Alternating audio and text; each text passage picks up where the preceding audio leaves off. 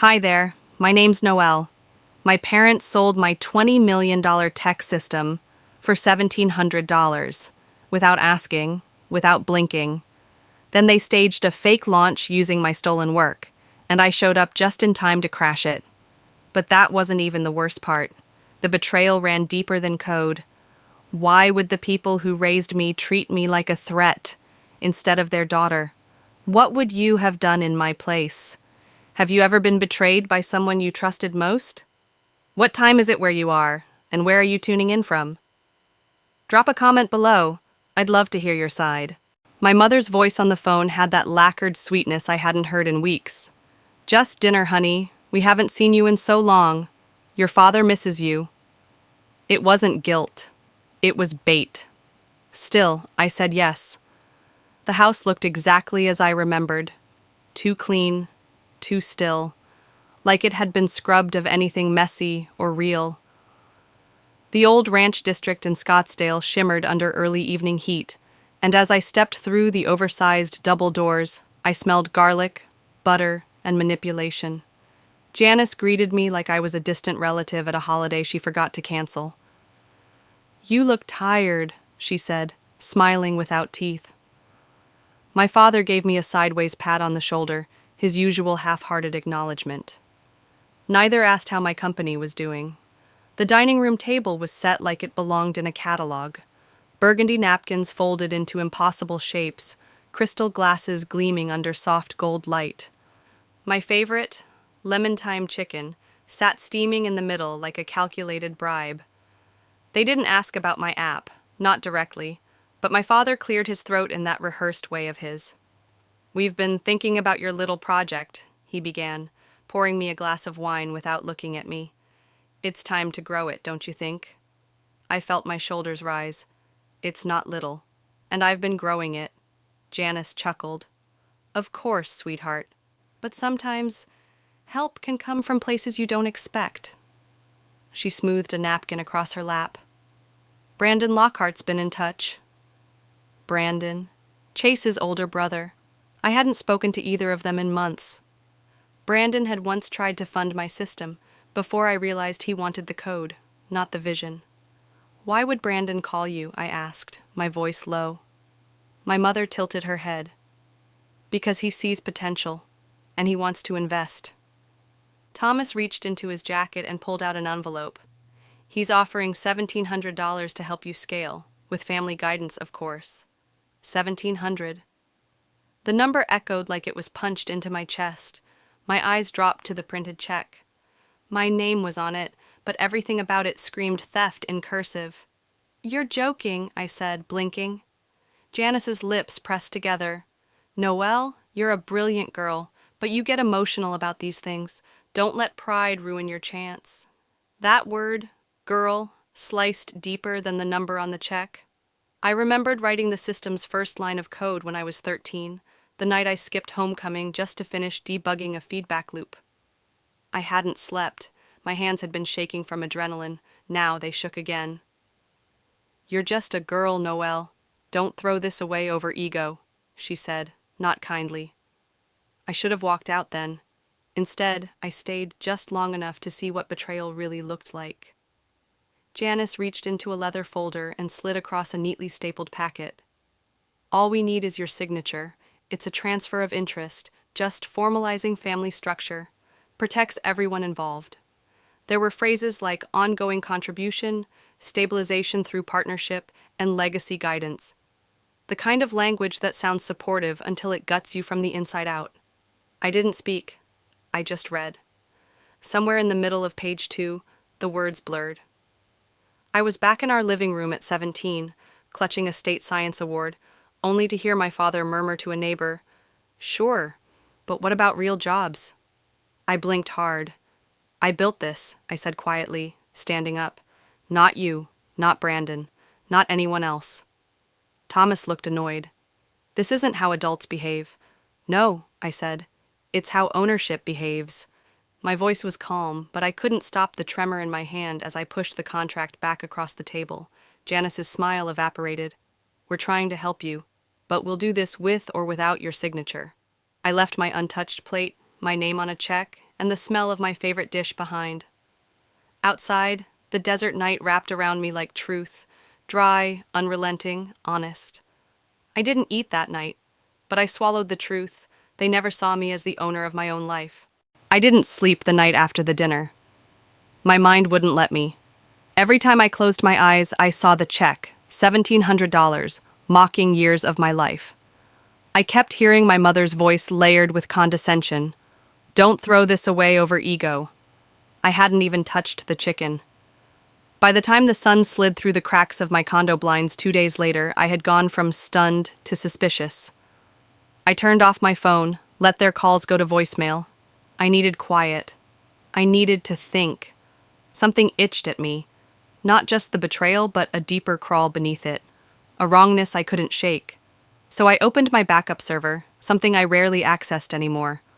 Routine maintenance, I told myself. Reassurance. But there it was. A ping. 2:13 a.m., the night after the dinner. My archive had been accessed remotely. Not edited, just copied. Mirror duplication. The entire set of project files. My earliest algorithms. The scaffold of my logic engine. Private notes on a revenue model I hadn't shared with anyone. Not even Chase. I froze. My old laptop. It had been boxed and buried in my parents' attic for over a year. I stared at the access log, feeling heat flood my spine. They didn't just want to control me, they wanted to erase me. By noon, I was pacing the narrow hallway of my co-working space, chewing my bottom lip raw. The hum of monitors and the click of mechanical keyboards around me didn't help. I called Amelia, my former intern, now working at a mid-tier VC firm downtown. Hey, she answered casual. Kind of random, but you ever sell your code to Lockhart Systems? My stomach flipped. Why? Because Brandon pitched a demo yesterday that's weirdly similar to what we built, down to the logic chain. It even had that predictive modeling quirk you designed, the one you hated but kept because it felt human. I recognized it immediately. I didn't speak. I couldn't. She added, I thought maybe you partnered up again, but if not... No, I said. I didn't. We hung up in silence. I sat down hard in my desk chair, the leather sticking to the back of my legs. 16 years ago, my father told me, anything worth building is worth letting go of, for the right man. I'd laughed then. Now I wasn't sure if it was foreshadowing or a damn blueprint. I didn't cry. I wasn't ready for tears. But something cracked, the kind of crack that lets in light, or lets everything out. That night, I told myself I just needed closure, so I drove back to the house. Scottsdale nights always smelled faintly of creosote and compromise. I rang the doorbell but dropped my keys on the porch, like I'd forgotten them.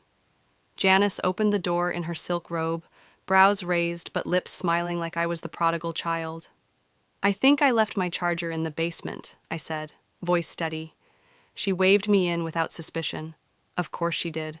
To her, I was just a girl still circling the family table, waiting to be fed approval. I slipped into the basement, flipped on the light. My old laptop sat on the second shelf. Dustless. Too dustless. The battery had been removed, but the ports were clean, wiped. I climbed to the attic. That space had always been a graveyard of forgotten toys and failed plans. But between a stack of encyclopedias and a torn box labeled Noel High School, I saw it. A blinking black dot the size of a jelly bean.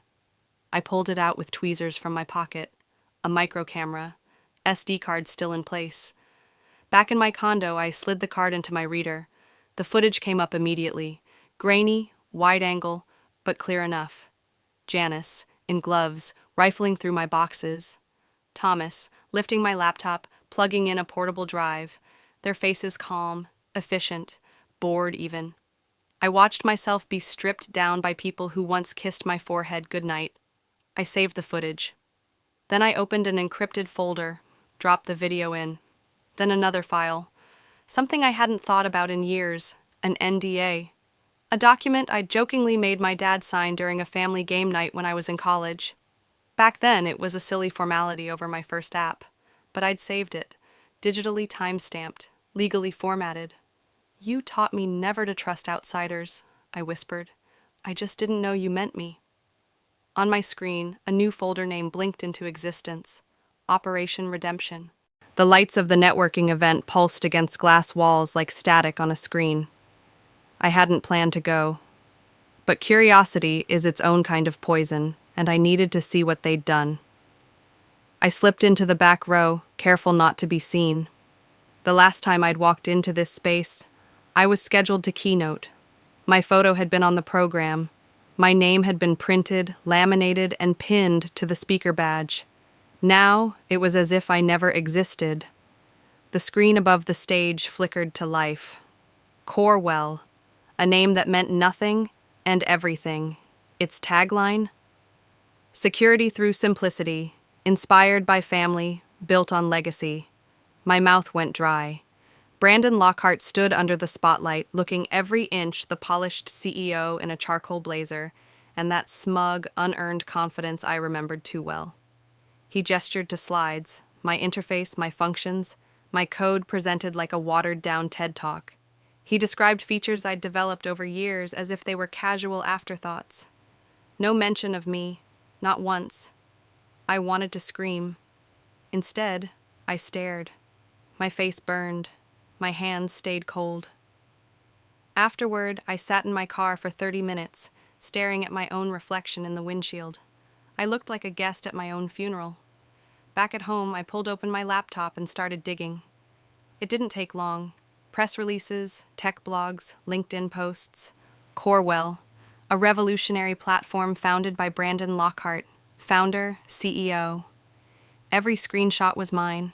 The rounded menu navigation, the inverted data trees, the personalization feature I'd nearly scrapped because it required emotional patterning, something he once mocked.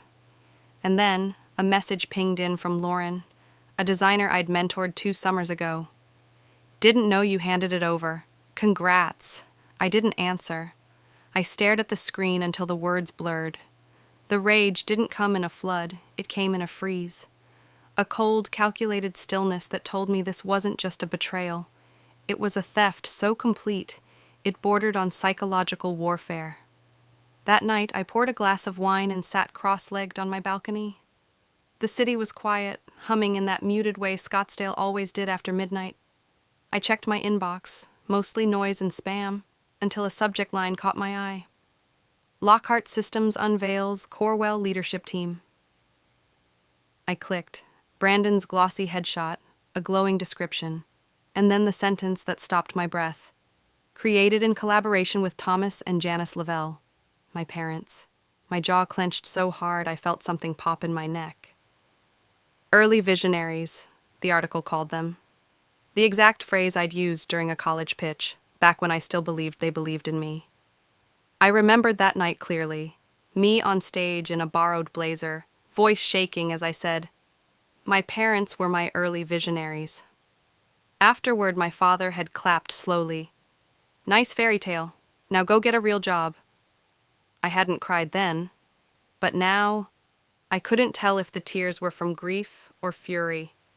I opened my old company email account, long dormant.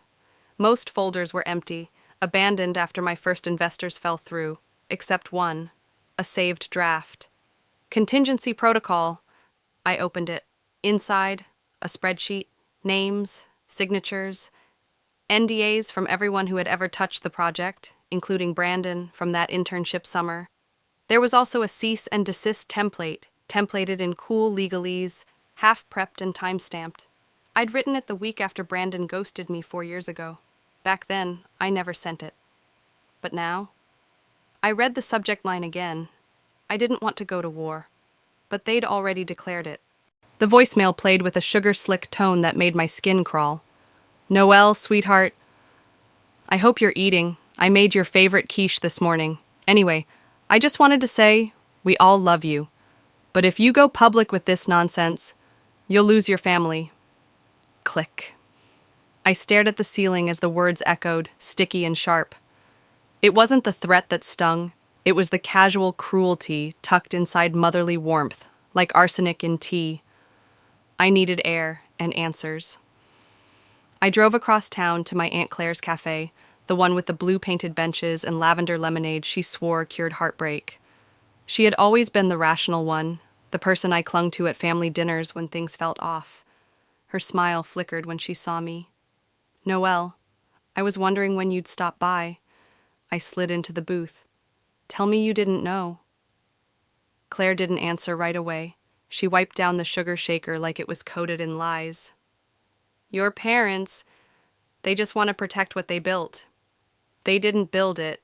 I did," she sighed. "You'll ruin everything they've worked for. You think this industry forgives a scandal? Even if you win, you lose." I pushed the lemonade aside. It tasted like betrayal. That night, I was summoned to a family dinner. It felt like a setup the moment I walked in.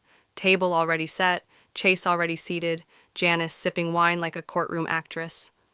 Thomas folded his hands. "We gave you life. You owe us silence." My fork froze midair. "Silence?" I said. "We're trying to keep this civilized," Janice interrupted, calm and cold. "This is how family stays strong, by protecting its own." "Even if its own is theft?" My voice didn't shake, but my hands did under the table. Chase didn't look up.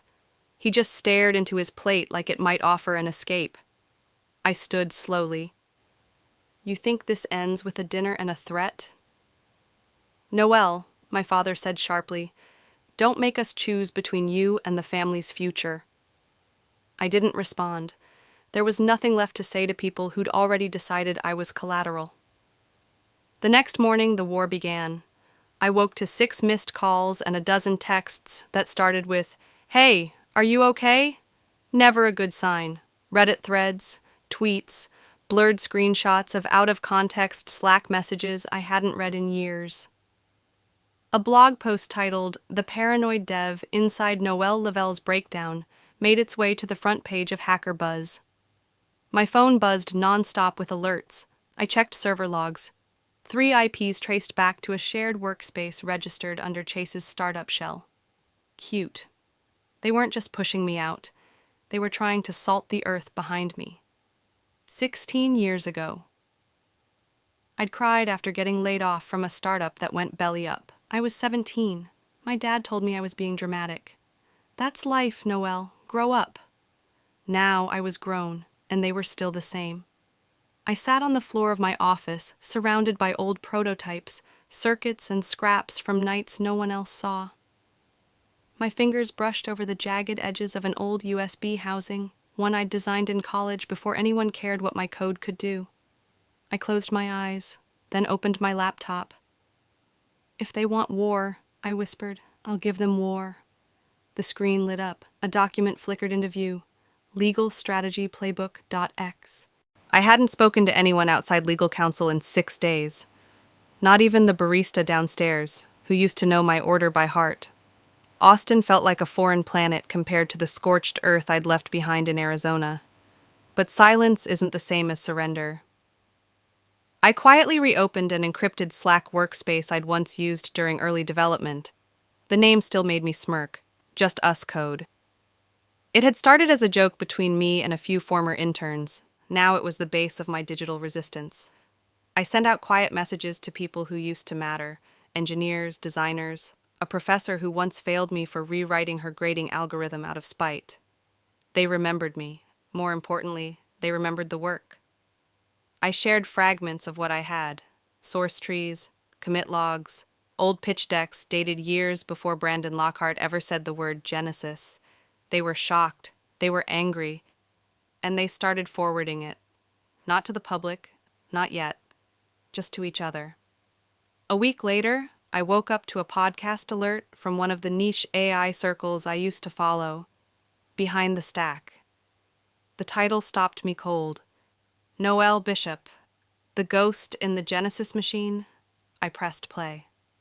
While Corwell claims to be new, digital breadcrumbs suggest the architecture dates back to early work by Noelle Lavelle, now going by Noelle Bishop, whose family ties to the project have gone curiously unmentioned.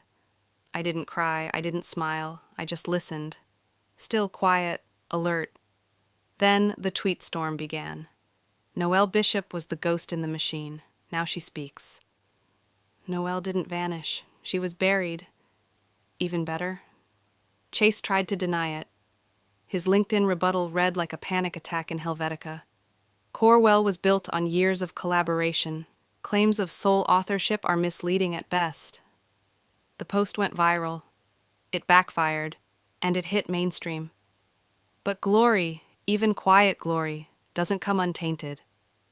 A week later, a glowing piece titled "The Family That Built Genesis" dropped on the homepage of a national tech outlet. A smiling photo of Chase holding my earliest prototype, standing beside our parents like they'd birthed innovation itself. He was named the sole creator. I didn't blink as the video autoplayed on my feed. I just sat there, letting each sentence slide like ice down my spine.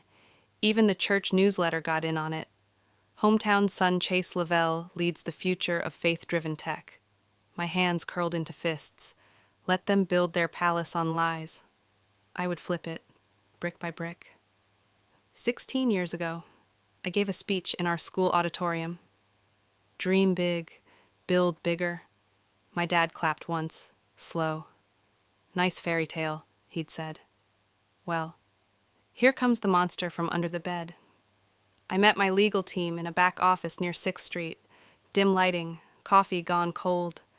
I pulled a silver USB from my bag and slid it across the table. If they go live with the demo, I said, release this. I didn't raise my voice. I didn't have to. The conference hall in San Francisco pulsed like a living thing. LED walls, sponsored lanyards, ambient jazz looping beneath the hum of media chatter. Genesis was the crown jewel of the event, and the Lavelles were already on stage, blinking under the lights like they belonged there. I stood in the back, hood up, badge flipped, unnoticed. Chase Lavelle is about to unveil the future of human-AI integration, the MC boomed. My stomach didn't flinch. I wasn't here to feel. I was here to watch them choke on their own script. On the main screen, the new interface bloomed in synthetic blue. My interface, polished down, commercialized, stripped of the nuance I spent 5 years embedding. Chase raised his voice as the applause broke out, cheeks flushed with inherited spotlight. We believe in family-built tech, he said, not just innovation, but legacy. A trigger phrase. I tapped the side of my phone, syncing the upload to the legal kill switch. Then I waited. 10 seconds later, the screen twitched. Another flicker, then full-on cascade. Error boxes bled across the display. Undefined module error, corrupted input stream, auth failure. The demo flailed like a dying bird. A nurse interface preloaded with patient simulations glitched mid-load. One face displayed 2 names. One name vanished entirely. Chase stammered. This isn't the final build. One moment, and that's when I walked. Down the center aisle, past the gawking execs and frozen PR interns, my boots loud against the carpet. He saw me, his face drained, mouth open. Not from guilt, from panic. I didn't speak. I just held up my phone and pressed play. A projection on the overhead screen lit up with the time-stamped development video. Me, 17 months ago, writing the base neural learning script. My code signature. My voice in the clip. Finalizing V3 of the adaptive layer. Should stabilize within 400 milliseconds. The crowd didn't breathe. A single gasp rippled like static. Then camera shutters, then whispers louder than any shout. I turned away before he could speak. Backstage, I didn't wait for a confrontation, but he came anyway. Thomas, my father. Noel, we need to talk. I didn't look at him. We gave you everything, he said, his voice strained. Why are you doing this to us? I exhaled slowly. You didn't give me life. You claimed it. His face twitched. For a moment, I thought he might cry, but then again he never had. Not for me. No more scripts, I said. No more begging. No more daughters for sale. I walked past him as the media swarmed behind me. That night, in my hotel room, the silence buzzed louder than applause. When I unlocked the door, an envelope sat waiting on the dresser. No return address. Just my childhood name written in the curving hand I hadn't seen since college applications. Noelle Elise Lavelle. I didn't open it. Not yet. The envelope had stayed unopened for days, tucked between unread legal memos and half-drained coffee mugs. But the mediation summons wasn't a request. It was a formality cloaked in civility. Potential miscommunication and misalignment, the letter read, as if a tech demo unraveling live on stage had been a glitch in tone, not truth. I almost shredded it. Almost. But something about the wording, too careful, too rehearsed, made me curious. Not hopeful. Just curious. The mediation office in Palo Alto was all glass and cold air. Even the receptionist's smile felt laminated. I sat alone at the long table, flanked by my counsel, facing the two people who once taught me how to spell family and then erased me from the definition. Janice wore soft lavender, her pearls perfectly centered.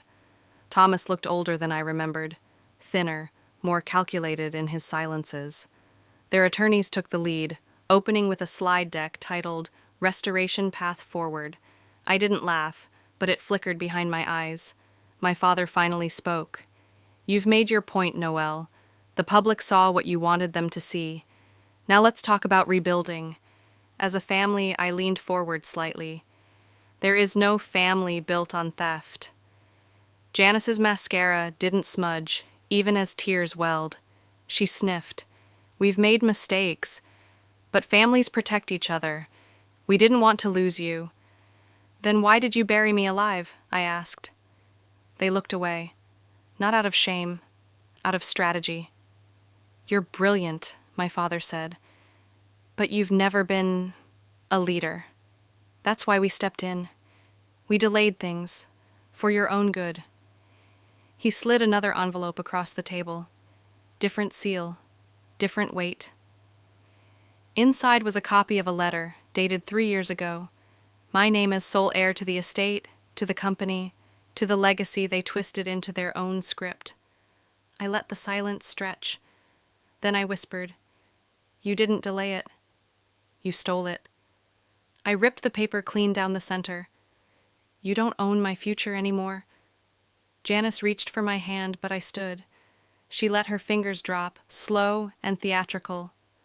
Thomas's mouth twitched like he wanted to argue, but even he knew it was too late. As I stepped into the hallway, the scent of eucalyptus filtered in from the indoor planters. I walked past the tinted glass, past reception, past all of it, until I saw him. Chase, sitting on the curb outside like a kid who'd missed the school bus. Head down, palms pressed to his knees, fingers twitching. He didn't speak. Neither did I. But for once, I didn't look away. The envelope sat squarely on my kitchen counter, cream-colored and stiff, bearing the seal of a legal firm I'd seen once, on the edge of a cease and desist they tried to bury me with. This one was dated a year ago. Never delivered. Someone had intercepted it, delayed it, hid it. The letter inside was short, blunt, an official document titled Foundational Realignment and Legacy Acknowledgement. In legalese, it meant my father had attempted to retroactively assign himself co-founder rights to Genesis. No input from me, no signatures, just his name, neatly typed beside mine, like we'd built it together. I held the paper like it might burn me. It didn't say, "Thank you." It said, "You owe me." The disgust crawled in first, but what followed hollowed me out, heartbreak laced with something colder. Not anger, resignation. I had always feared this moment would come. I just hadn't realized it already had. I dug out my old documentation folders, my original trademark filings, patent proposals, every registered development key. And then I spotted it, a copy of my encrypted digital signature. Locked behind code, I wrote it 18, and he'd copied it. Same encryption pattern, same digital ID footprint. 16 years ago, I taught him how I secured my work. He said it was cute that I thought people cared enough to steal from me. They did. I didn't cry. I laughed, once, short, dry. In a drawer I hadn't touched in months, I found a flash drive labeled in my handwriting, "Do not open unless they do." I plugged it into my laptop, breath held, and watched the folder expand like a blooming bruise. Version logs. video screen captures, source code maps, iteration trees. My entire development timeline laid bare, time-stamped, annotated, and organized with the kind of precision you only develop from building alone for years.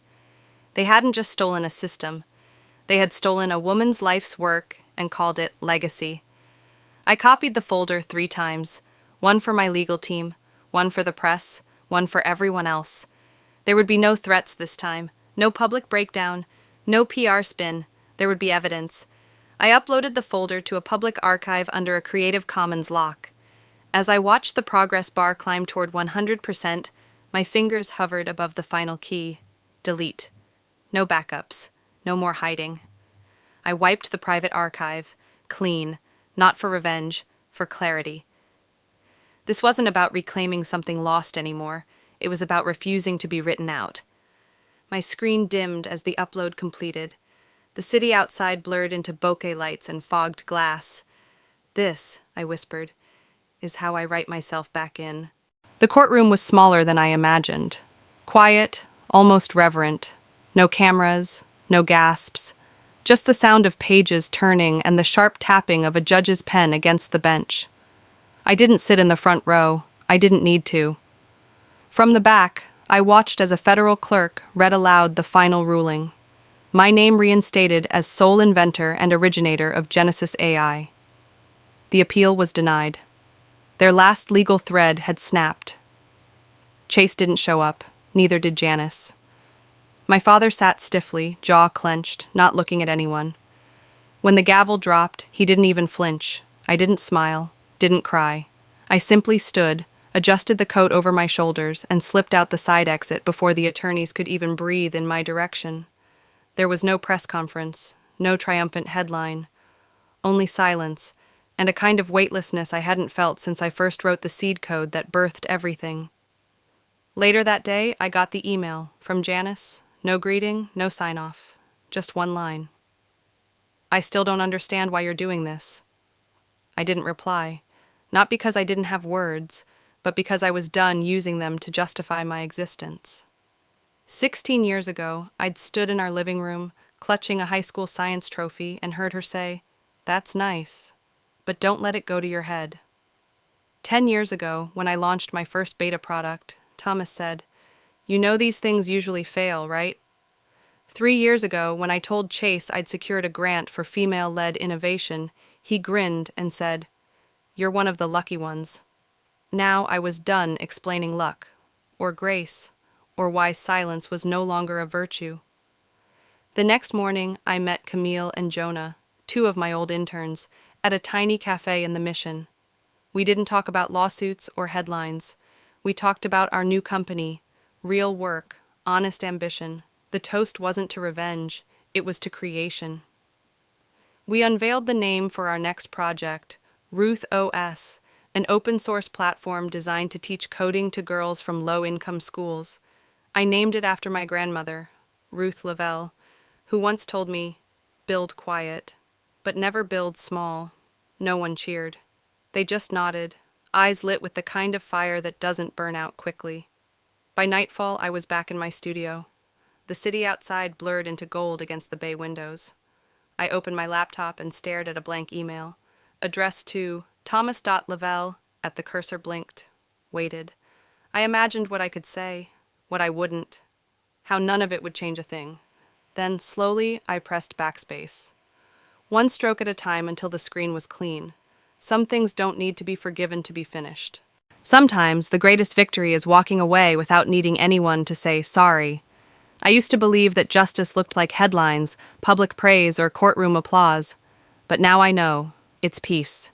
It's waking up and knowing no one gets to write my story but me. If you've ever felt erased, overlooked, or underestimated, don't wait for someone to validate your worth. Take it back. Quietly or loudly, with fire or grace. Just take it back. Because family is not defined by blood. It's defined by respect. What would you do if the people who raised you tried to rewrite your legacy? If this story touched your heart, leave a 1 in the comments or tell me where you're watching from. If you didn't like it, I want to hear that too. Let's talk about it. And if you want more stories like this, don't forget to hit subscribe. See you in the next one.